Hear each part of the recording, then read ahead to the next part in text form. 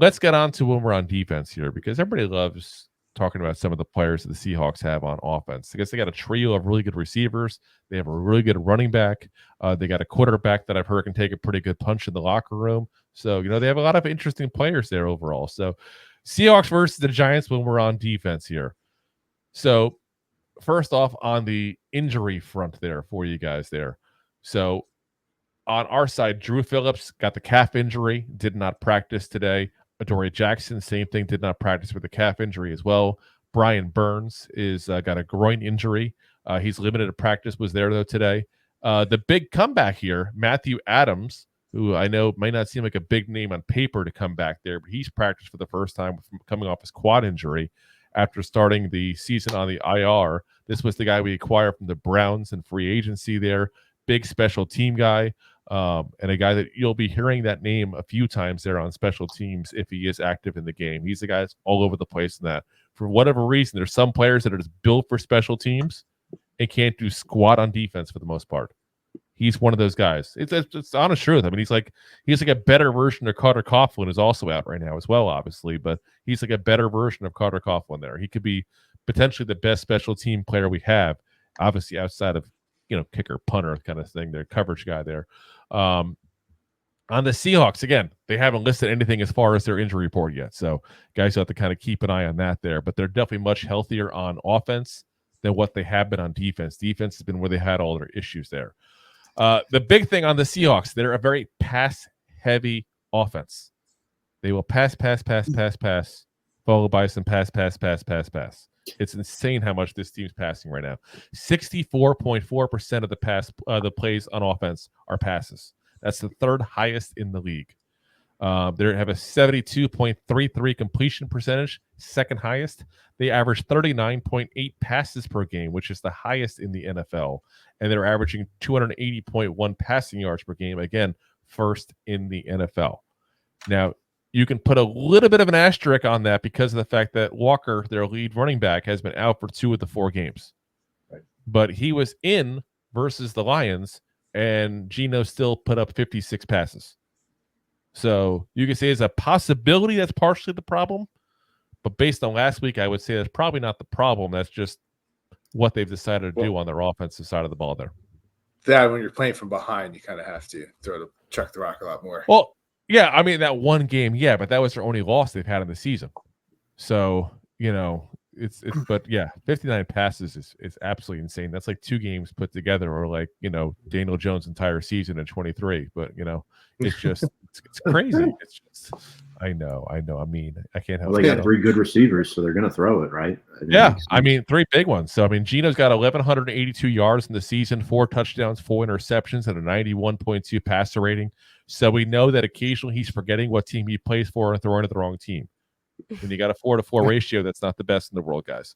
The big 3 there, DK Metcalf, who is, guys, if you haven't ever been to a game where Metcalf is playing, he looks different in person. That man is a mountain of a man and a beast of a wide receiver.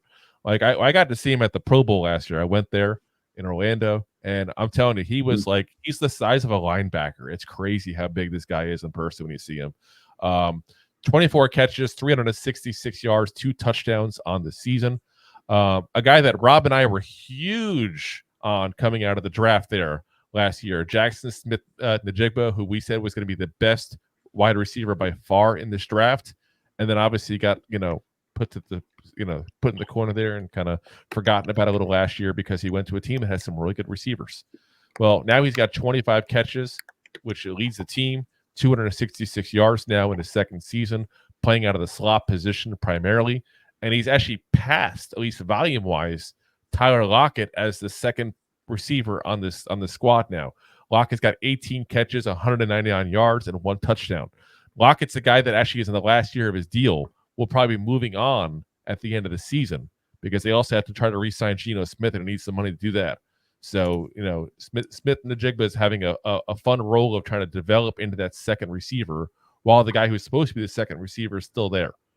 And if he is playing, Drew Phillips is going to have quite the matchup in the slot there against them. I'm actually very curious to see that matchup. Very curious because Drew Phillips got a lot of praise, as he should. He's been playing very well, very aggressive against the run specifically, which I love seeing out of a corner. But this is a big name guy for him to have to go against here on Sunday. If he's healthy. If he's not, then I pray for us, because I'm not sure who's going to cover these three guys, honestly. Like, who are you going to put up? You got to have Banks, who struggled the last couple of weeks.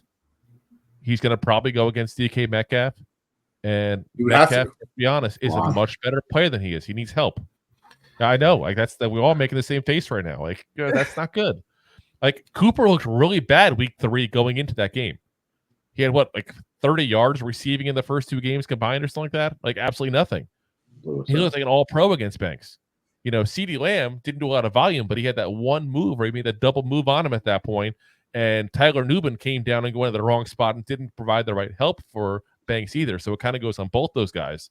But that big touchdown play, which, again, if that play doesn't happen, the Giants might have won the game. I'm not trying to put that one play and Banks on the whole game. There's a whole lot of mistakes we can pinpoint if this one thing didn't happen. But that's one of those plays that you look at from last week.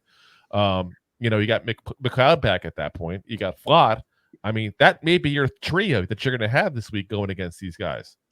And if you're going to ask people who you'd feel more confident having, Banks, Flott, and McLeod, or Metcalf, Smith-Njigba, and Lockett, I'm sure most people would take that Seattle lineup in that bet if they had to take one of those two.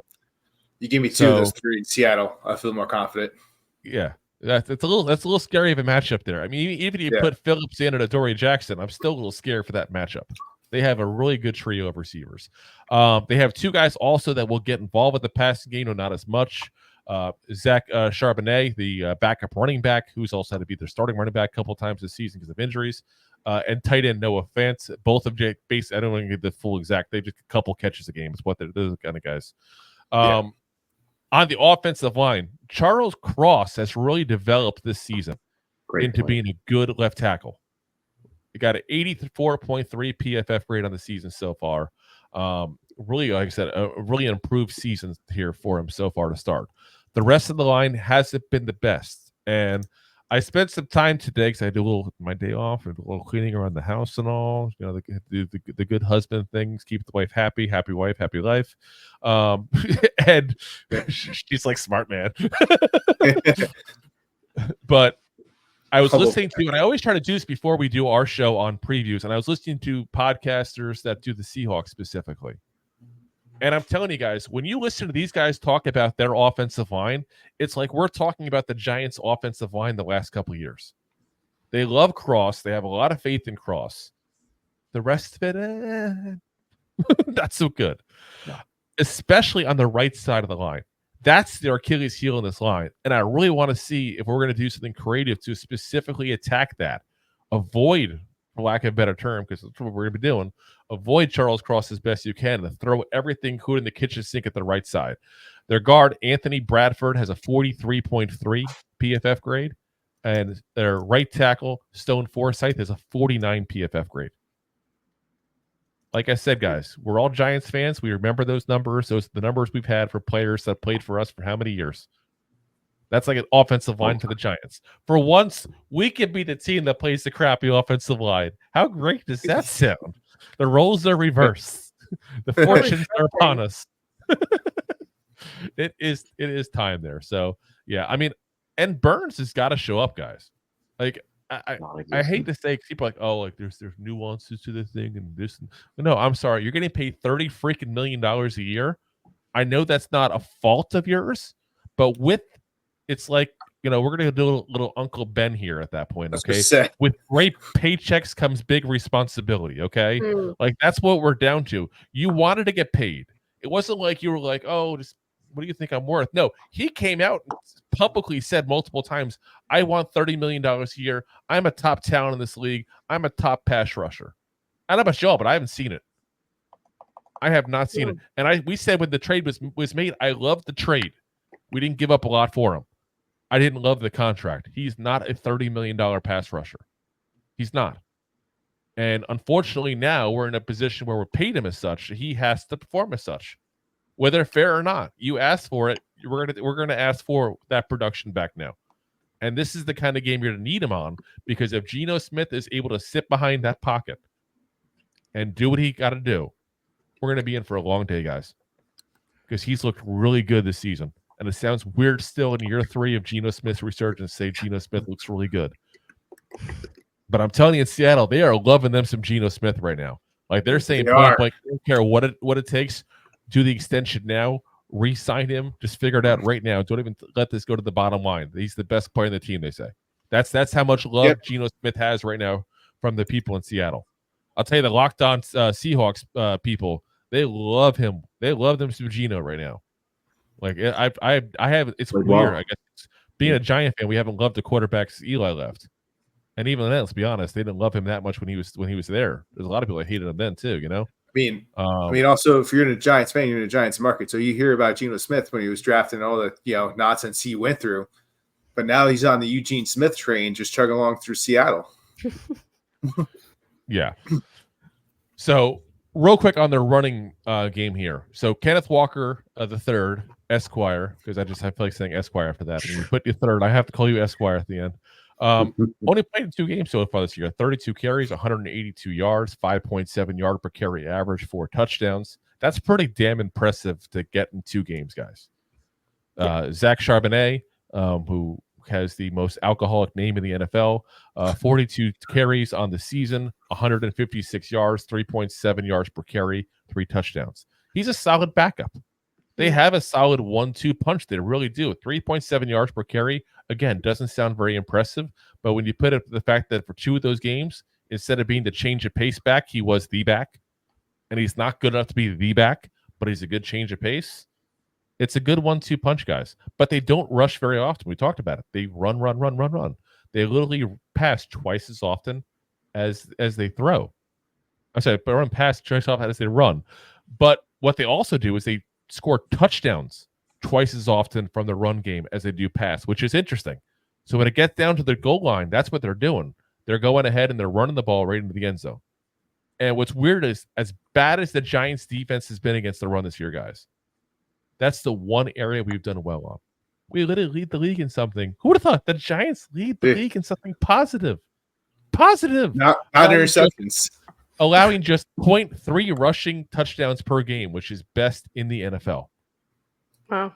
So I will say sometimes that's because of the fact that they, we get up long passing plays, and that's why they get touchdowns instead. But, listen, I'll take a win where I can get a win. Okay, I'll take a win where I can win. Don't you break down your schematics. Listen, little deceiving. I'm just trying to take a win where I can take a win. We have a positive, something we lead the league in. It's positivity, people. People complain we're too negative on this show. We're not too negative, damn it. We gave you positive. They complain about you being too negative. Even though we gave an asterisk to it, but whatever. Yeah. If you like that clip, then you will love the full episodes too. Find us on your favorite podcast app and look for us on all your favorite social media platforms. Thanks so much.